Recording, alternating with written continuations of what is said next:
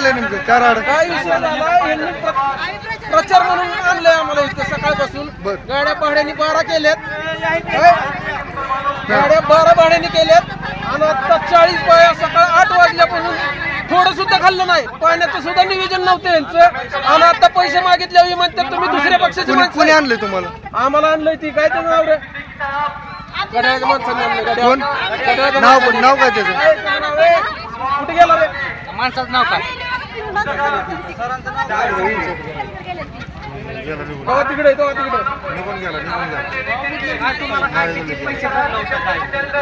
पैसे ठरले होते एका जणाला 700 रुपये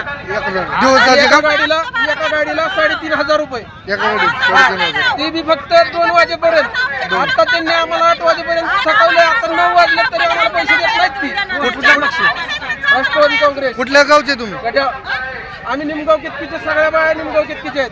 खेळच्या काय आहेत काय वालचे उमेदवार सुनेत्रा वहिनी पवार यांचा विजय समोर उभा ठाकलेला असताना आणि तुतारी गटाचा पराभव डोळ्यासमोर दिसत असताना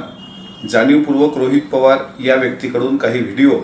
त्यांच्या ट्विटर अकाउंटवरून किंवा तुतारी गटाच्या हँडलवरून व्हायरल होत आहेत, ज्यामध्ये राष्ट्रवादी काँग्रेस पक्षाची जाणीवपूर्वक बदनामी केली जाते आहे की काही लोक त्यांनी बारामतीमध्ये आणली, त्यांना पगारावर काही पैसे दिले आणि त्यांना उपाशी ठेवलं आणि मीडियात अशा बातम्या चालत आहेत. माझं या निमित्तानं सांगणं आहे, असं दुष्कृत्य आणि हा बालिशपणा फक्त एकच व्यक्ती करू शकतो, ज्याचं नाव रोहित पवार.